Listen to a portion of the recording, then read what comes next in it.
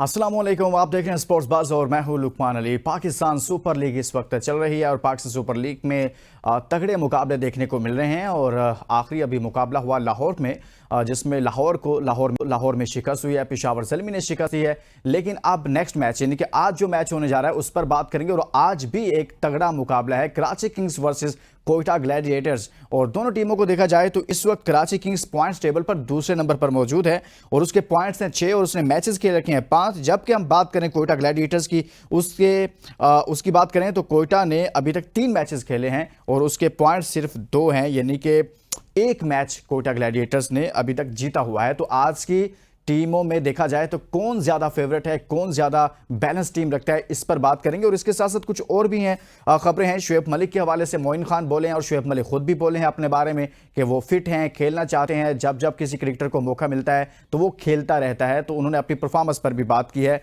कि भाई मैं क्रिकेटर हूं और मैं खेलता रहूंगा, मेरी फिटनेस की बात है। तो मोइन खान उनकी फिटनेस की हैं। तो इन तमाम उमूर पर बात करेंगे। हमारे साथ इमरान सदीक साहब मौजूद हैं, स्पोर्ट्स जर्नलिस्ट हैं। बहुत बहुत शुक्रिया इमरान साहब, आपने हमारे लिए वक्त निकाला। सबसे पहले तो आगाज़ हम यहाँ से करेंगे कि इमरान, रात आपने मैच देखा होगा, बड़ी बात हो रही थी क्राउड के हवाले से कि कराची में क्राउड नहीं आता या बाकी जगहों पर उस तरह से क्राउड नहीं निकला।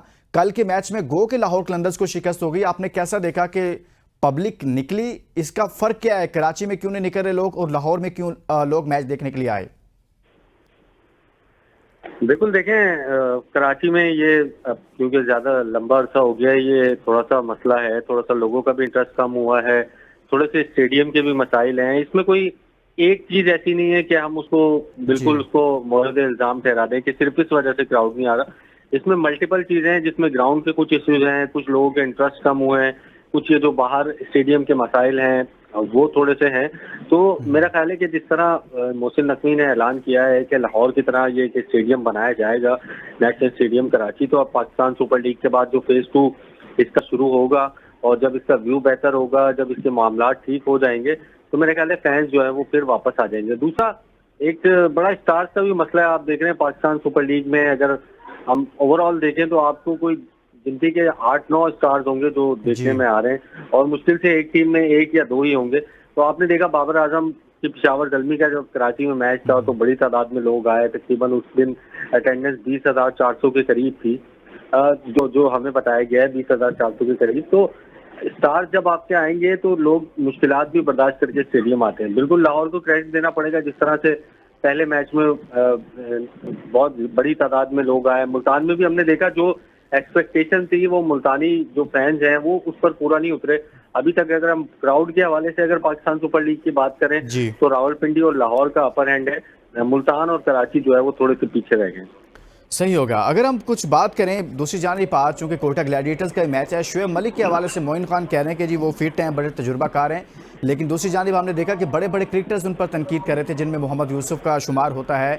उन्होंने तो यहाँ तक कह दिया कि अगर शुएब मलिक खेल सकते हैं तो फिर तो मैं भी कहूँगा कि मैं भी खेल सकता हूँ। तो आप क्या समझते हैं कि शुएब मलिक की कोयटा ग्लैडिएटर्स में या इस PSL में जगह बनती है, उनको खेलना चाहिए?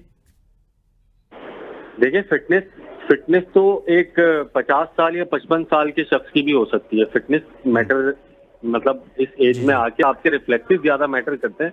शुएब मलिक की क्या वो रिफ्लेक्टिव हैं कि वो अब क्रिकेट खेल सकते हैं? आपने देखा उस दिन जब वो बैटिंग कर रहे थे, 200 से ऊपर जो है कोयटा ग्लैडिएटर चेस कर रही थी। वो आई थिंक गालिबन उन्होंने 14 रन बनाए 16 गेंदों के ऊपर, या 16 गेंदों पर 14 रन बनाए थे या 14 गेंदों पर 16।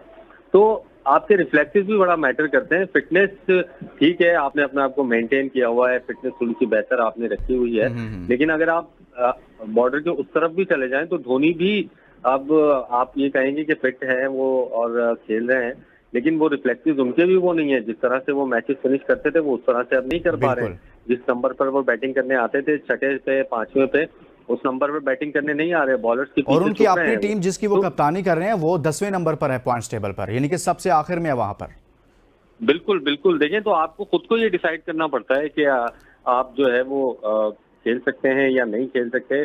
सिर्फ फिटनेस के बलबूते पर नहीं, आपकी परफॉर्मेंस भी मैटर करती है, आपके रिफ्लेक्सेस भी मैटर करते हैं, आप फील्ड पर किस तरह से परफॉर्म कर रहे हैं ये भी मैटर करता है। ये मल्टीपल चीजें होती है। मेरे ख्याल है शुएब मलिक को वो जो नौजवान खिलाड़ी हैं उनकी टीम में जाहिर उनको मौका देना चाहिए। ख्वाजा नाफे हैं, उमैर बिन यूसुफ है आई थिंक उनकी टीम में। जी। तो ये अब उनका टाइम है। अब सरफराज जो कि शुएब मलिक के बाद आए थे वो भी अब नहीं खेल रहे हैं। शुएब मलिक का खेलना मेरा ख्याल है कि ज्यादती है थोड़ी सी, और मैं कह सकता हूँ या हम कह सकते हैं कि शायद ये उनका पाकिस्तान सुपर लीग का आखिरी सीजन होगा। आखिरी सीजन हो सकता है शुएब मलिक का, लेकिन वो अभी बड़े पुरअज़्म हैं। इमरान, एक अलग से बात है कि वो अभी भी कहते हैं कि भाई मैं तो बिल्कुल फिट हूँ, ये वो, मैं क्रिकेट खेल सकता हूँ। चले, अगर हम कुछ बात करें इन दोनों टीमों के जिनका आज टाकरा होने जा रहा है, कोयटा ग्लैडिएटर्स और कराची किंग्स का, इन दोनों की स्पेशली अगर हम बात करें तो आपको कौन सी टीम लगता है कि ये ज़्यादा पॉइंट्स टेबल पर तो कराची किंग्स ज़्यादा बेहतर है, लेकिन आपको लगता है कि कोयटा ग्लैडिएटर्स भी अच्छा मैच खेल सकती है, यानी कि उससे ज़्यादा मजबूत है? अगर है तो वो किस शोबे में, बॉलिंग में, बैटिंग में, कहाँ पर आपको मजबूत लगती है? देखिए, कोयटा ग्लैडिएटर्स जो कि अभी तक थोड़े सी वनरेबल रहे हैं, लेकिन अब वो क्योंकि मार्क चैपमैन गालिबन उनकी टीम को ज्वाइन कर चुके हैं, तो ये एक बड़ा बूस्ट है उनके लिए, क्योंकि अच्छी फॉर्म में है। न्यूजीलैंड में भी उन्होंने अच्छा परफॉर्म किया है, तो ये एक उनके लिए बड़ा अच्छा साइन है। एक तो जो उनको सेटबैक हुआ था उस्मान तारिक की सूरत में, वो तो रहेगा बॉलिंग डिपार्टमेंट में, क्योंकि बड़ी अच्छी बॉलिंग वो कर रहे थे।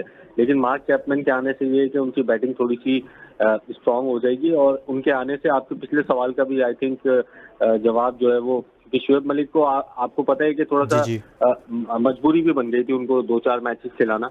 तो अब एक यंगस्टर को डाल के वो मार्क चैपमैन की जगह इमर्जिंग में रिप्लेस करके और मार्क चैपमैन आ सकते हैं, तो उनकी बैटिंग जो है वो स्ट्रांग होगी। दूसरा, कराची किंग्स की जहां तक बात है, अच्छी परफॉर्मेंस, 3 मैचेस उन्होंने जीते हैं अभी तक, अच्छी परफॉर्मेंस दी है उन्होंने अभी तक पहले लेग के अंदर, लेकिन वो उनका होम ग्राउंड था, अब उन्होंने अवे खेलना है। और केन विलियमसन जो कि न्यूजीलैंड के टॉप बैट्समैन है, वो उनको ज्वाइन कर चुके हैं। लेकिन सवाल ये है कि इमरान, क्या वो उनको प्लेइंग 11 का हिस्सा बनाएंगे या अभी उनको रेस्ट दिया जाएगा? अगर प्लेइंग 11 का हिस्सा बनाएंगे तो किसको ड्रॉप करेंगे, ये भी बहुत बड़ा सवाल है।